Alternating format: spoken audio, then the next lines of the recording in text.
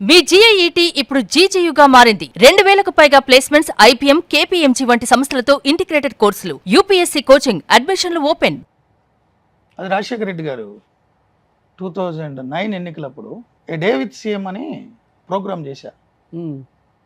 ఉదయం ఆయన లేచిన దగ్గర నుంచి రాత్రి నిద్రపోయే వరకు రోజంతా ఆయనతో గడిపారు. ఆయన ఎన్నికల ప్రచారంలో ఉన్నారు ఇప్పుడు వరంగల్ జిల్లా అవన్నీ. సో ఆ రోజంతా ఆయనతో నేను స్పెండ్ చేశాను. సింపుల్గా ఒక 1 minute చెప్పండి ఎలా ఉంటుంది ఆయన డే? అంటే ఆ రోజు నేను ఆయనతో గడిపింది అంటే పొద్దు నుంచి రాత్రి వరకు ఫుల్ బిజీ.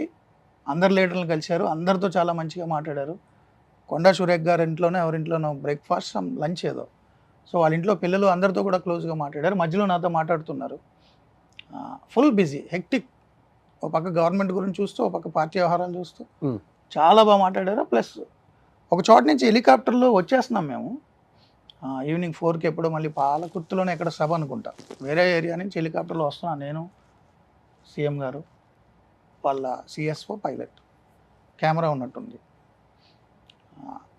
పొద్దునుంచి అలసిపోయినాం కదా, 4 నుంచే, మార్నింగ్ 4కే నాకు ఫోన్ వచ్చింది. వెళ్ళాను, సూర్యుడు గారు ఆయనకి కాఫీ టీ తీసుకెళ్లే ముందు నన్ను మూర్తిని నమ్మనమని అన్నారు. వెళ్ళాను, న్యూస్ పేపర్స్ చదువుతూ మాట్లాడారు, ఎలా ఉన్నావు ఏంటి పర్సనల్గా అన్నీ మాట్లాడారు. అయ్యవారు అనేవారు నన్ను, ఎందుకో అయ్యవారు అనేవారు. సో అప్పటి నుంచి లేచున్నాం కాబట్టి అలసిపోయినట్టున్నా, హెలికాప్టర్లో చిన్న కునుకు పట్టింది నాకు. చిన్న కునుకు పడితే మధ్యలో ఇలా కొట్టి లేపారు. నీకు సన్స్ట్రోక్ వచ్చిందని చెప్పి ట్యాబ్లెట్ ఇచ్చారు. నాకు ఆశ్చర్యం వేసింది, సార్ నేను బాగానే ఉన్నాను సార్. పిచ్చోడా, నేను సీఎం కాదు ముందు డాక్టర్ని అని ట్యాబ్లెట్ ఇచ్చారు, వేసుకున్నా. అంటే ఒక పర్సనల్ బాండ్ ఉంటుంది ఎవరితో ఉన్నా. ఆఫ్ స్క్రీన్ రాజశేఖర రెడ్డి గారు చాలా వేరే. ఒకటి ఆయన దగ్గర నుంచి నేర్చుకున్న ఆశ్చర్యం ఏంటంటే, అది అయిపోయిన తర్వాత ఇంక వెళ్ళిపోతాను, నీకు ఒంట్లో బాగాలేదు వెళ్ళిపోన్నారు. లేదు సార్ నేను నైట్ వరకు ఉండాలి కదా, మీరు డాన్ టు డెస్క్ మీరు పడుకునే వరకు ఉండాలి కదా అంటే, కెమెరామెన్ తీస్తారు, నువ్వు వెళ్ళిపో, నీకు ఒంట్లో బాగాలేదు కదా. అదేంటి సార్ అన్న, ఎవరో ఆఫీసర్స్ వచ్చి మాట్లాడారు. మాట్లాడి ఆయన తెలుసు నాకు, ఆయనకి కామన్ ఫ్రెండ్, అందరూ వచ్చి హెలికాప్టర్లో హైదరాబాద్ వెళ్ళిపోన్నారు. నేను అలా వాడను కదా సార్, మీకు తెలుసు కదా, ప్రొఫెషనల్గా నేను ఏది యూజ్ చేసుకోను, పర్సనల్గా నా ఇంటర్వ్యూ వచ్చి నా కార్లోనే వెళ్తాను. కాదు ఇది నక్సల్ ఏరియా, నైట్ పూట ఇక్కడ హ్యాంగర్ లేదు కాబట్టి ఇక్కడ పార్క్ చేయరు హెలికాప్టర్ని, బేగంపేట ఎయిర్పోర్ట్లో హ్యాంగర్ ఉంటుంది, ఇది ఎలాగా వెళ్ళిపోవాలి, మళ్ళీ పొద్దున్న సీఎం గారి కోసం రావాలి, సీఎం గారు చెప్పారు నువ్వు అందులో వెళ్ళిపోని, అది కూడా అరేంజ్ చేశారు. ఓకే. సో పర్సనల్గా టచ్ ఉంటుంది ఆయనతో ఎవరైనా ఉంటే. ఓ గ్రేట్. అది పొలిటికల్గా నేను ఆయన మీద చాలా స్టోరీలు చేశాను, చాలా పెద్ద స్టోరీలు చేశాను, చాలా పెద్దవి. ఆయన ఏ రోజు నన్ను అలా చూడలే. అతను జర్నలిస్ట్, అతని డ్యూటీ అతను చేశాడు, మన ఒక పార్టీ, ఒక గవర్నమెంట్ అన్నట్టు చూశారు. నాకు రెస్పెక్ట్ ఇచ్చేవారు ఆయన. గ్రేట్. కలిసిన 2-3 సార్లు కూడా ఇంటర్వ్యూల కోసమే. నేను ఎవ్రీ వీక్ కూడా ఇంటర్వ్యూ చేసేవాడిని సీఎంతో. అప్పుడు చంద్రబాబు గారితో చేసేవాడిని, సీఎం గారితో చేసేవాడిని. అండ్ 2004కు ముందు, ఈయన సీఎం కాకముందు ప్రతిపక్ష నాయకుడిగా పాదయాత్ర చేస్తున్నప్పుడు, అప్పుడు చంద్రబాబు గారు సీఎం, మా హెడ్ ఆఫీస్ నుంచి వచ్చేవి చంద్రబాబు గారి క్వశ్చన్స్, ఈయనకి ఆన్సర్ రాబట్టాలి, ఈయన ఆన్సర్స్కి ఆయన క్వశ్చన్స్ రాబట్టాలి, మ్యూచువల్, ఇద్దరు ఎదురెదురు కూర్చుని ఇంటర్వ్యూ ఎవరు కాబట్టి అప్పుడు ఈనాడులో ఉండేవాడిని. సో ఆ ఒప్పందం మధ్య పాదయాత్ర కవరేజ్లో నేను చాలా జిల్లాలు ఉన్నా. ఆ పాదయాత్ర కవరేజ్లో ఆయనతో ఉన్నప్పుడు చంద్రబాబు గారి క్వశ్చన్స్ తీసుకొచ్చి ఈయనకి ఇచ్చి ఆన్సర్స్ అడగాలి, ఈయన ఇచ్చిన క్వశ్చన్స్ తీసుకెళ్ళి చంద్రబాబు గారికి పంపాలి. అప్పుడు తర్వాత సీఎం అయినప్పుడు వీక్లీ ఇంటర్వ్యూ చేసేవాడిని. అంటే నేను పర్సనల్గా ఎవరితో క్లోజ్గా ఉన్నాను, ప్రొఫెషనల్గానే ఉంటా. అండ్ ఇంటర్వ్యూలు చేయడానికి తప్ప పవర్లో ఉన్న ఏ వ్యక్తిని నేను కలవను, అసలు ఎవరిని కలవను. సీఎంలు ఇంటర్వ్యూ చేయడం కూడా తక్కువ నేను, బట్ కంపెనీ అసైన్మెంట్ అయితే చేస్తా. ఓకే. అప్పుడు తప్ప నేను సీఎం గారిని కలవను, ఇంటర్వ్యూ చేసే పరిస్థితులు కలవను. 10 ఏళ్ళు తెలంగాణ సీఎం కేసీఆర్ గారిని నేను కలవలా. ఉద్యమం టైంలో ఆయన చాలాసార్లు కలిసి నేను ఇంటర్వ్యూ చేశాను. పవర్లోకి వచ్చారు, ఆయనతో నాకు పని లేదు.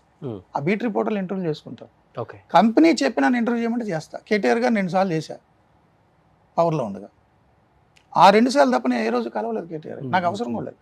ఆ ఇంటర్వ్యూ అరేంజ్ చేసినప్పుడు కూడా మా బ్యూరో చీఫ్ అరేంజ్ చేస్తాడు, నేను ఆయనతో మాట్లాడను.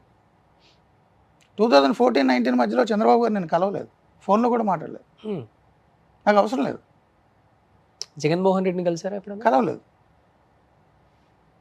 నేను, అవసరం లేదు నాకు. ముఖ్యమంత్రులతో, అధికారంలో ఉన్నంతో నాకు అవసరం లేదు. అధికారం లేనప్పుడు అధికారం లేనప్పుడు అంటే నేను ఎన్టీవీలో 14-19 లేరు కదా. నేను ఎన్టీవీలో ఉన్నప్పుడు నాకు విజయసాయి రెడ్డి గారు ఫోన్ చేశారు, సీఎం గారు మీతో మాట్లాడమన్నారు అని. అంటే రాజశేఖర రెడ్డి గారు. సరే ఏంటి సార్ అంటే ఇంటికి రండి ఒకసారి అంటే వెళ్ళా. సీఎం గారు చెప్పారు మిమ్మల్ని సాక్షికి రమ్మన్నారు అని. సో నేను ఇక్కడ కంఫర్ట్గానే ఉన్నాను సార్, మళ్ళీ ఎందుకు రావడం, డైరెక్ట్గా సీఎం గారు ఛానల్లో పనిచేస్తున్నానంటే నేను ఆయన బాసు, నేను ఎంప్లాయీని అవుతా, నాకు అలా ఇష్టం లేదు, రాలేనన్నా. లేదు మీరు వస్తారు మీరు రండి అన్నప్పుడు జగన్ గారికి ఫోన్ ఇచ్చారు, మూర్తన్న మీరు రండి జాయిన్ అవ్వండి రేపు అన్నారు. అంతే, ఫోన్లో ఆ ఒక్కటే మాట. బట్ నేను వెళ్ళలేదు, జాయిన్ అవ్వలేదు, నాకు ఇష్టం లేదు చెప్తున్నా. సో పవర్లో ఉన్న వాళ్ళతో నాకు పని లేదు, అలాగని ప్రతిపక్షం ఉన్న వాళ్ళతో కూడా నాకు పని లేదు. బట్ డిబేట్లకు ఎక్కువ మంది రెగ్యులర్గా వాళ్ళు వస్తారు. ముఖ్యమంత్రి గారి దగ్గరికి నాకు వ్యక్తిగత అవసరాలు ఎప్పుడు లేవు, వెళ్ళలేదు. ఓకే, ఏ ముఖ్యమంత్రి దగ్గరికి వెళ్ళలేదు, వెళ్ళను. ఏ పైరవీలు చేయలేదు, అవసరం లేదుగా నాకు, ఎందుకు పైరవీలు, ఏం చేసుకోవాలి నేను, ఎవరి తరపు నేను పైరవీ చేయను. ఏ పదవి అంటే వేరే వాళ్ళు ఫోర్స్ చేస్తుంటారు కదా. నన్ను ఎవరు ఫోర్స్ చేయరు, నా గురించి వాళ్ళకి తెలిసి. వాళ్ళు ఫోర్స్ చేశారంటే ఆ కాల్ కూడా రికార్డ్ చేస్తానే మన భయం. సో మన వ్యక్తిత్వం ఎలాంటిది అని తెలిస్తే ఎవరు మన జోలికి రారు కదా. సో నన్ను ఎవరు అడగలేదు, నేను ఏం పైరవీ చేయలేదు. నాకు వ్యక్తిగతంగా కానీ నా ఇంట్లో వాళ్ళ గురించి కానీ, అంటే అమ్మ నాన్న అక్క చెల్లి అన్న వీళ్ళ గురించి కానీ, నాకు తెలిసిన వాళ్ళ గురించి కానీ ఎప్పుడు ఎవరిని నేను ఏది అడగలేదు, అడగను. నాకు కూడా అవసరం లేదు, ఎందుకంటే నాకు వేరే ఉద్యోగం లేదు, నాకు వేరే అవసరాలు లేవు, వేరే కాంట్రాక్ట్లు లేవు, వేరే బిజినెస్లు లేవు, వేరే అవకాశాలు కూడా నాకు వద్దు. నేను వీళ్ళతో పవర్లో ఉన్న వాళ్ళతో మంచిగా వెళ్ళి వాళ్ళతో ఏ పదవులు తీసుకోను. బయట అంతా పుకారే, లైఫ్లో కూడా తీసుకోను. మూర్తి గారికి 100 కోట్లు అనేది పుకారు, మీకు తెలుసు కదా. అదే నాకు తెలుసు, బయట వచ్చేది పుకారే. మీకు తెలుసు కదా, నా ఫ్లాట్ మీకు తెలుసు కదా, తెలుసు, బ్యాంక్ లోన్ తెలుసు, నెలకి 42,000 ఈఎంఐ తెలుసు, అదొకటే నా జీవితం. నాకు ఏ ఫ్లాట్లు లేవు, ఏం ఆస్తులు లేవు. ఊర్లో నాన్న నుంచి వచ్చింది కూడా నాకు వద్దని తెలకైతే మీరు సంతకం పెట్టా. ఓకే, అది ఇంట్లో వాళ్ళు వాడుకుంటారు, మా అన్నయ్యలో అక్కలు ఎవరు చెల్లెల్లో తీసుకుంటారు. ఓకే, నాకు అమ్మా నాన్న ఇచ్చింది, తాతల నుంచి వచ్చిందే వద్దన్నా. ఓకే, ఊర్లో వాళ్ళ ఆస్తు నాకేం పని, నేనేం చేసుకోను. భూమి మీద రాసుకోండి, గవర్నమెంట్లు అక్కడ గవర్నమెంట్ ఇక్కడ గవర్నమెంట్లు రాసుకోమనండి. నా పేరుతో బ్యాంక్ లోన్ ఉన్న ఫ్లాట్ తప్ప ఏది ఉన్నా తీసేసుకున్నాను. నీకుంది లెక్కలేనన్ని గొడవలు, కేసులు, చంపేస్తావు, గాయాలు.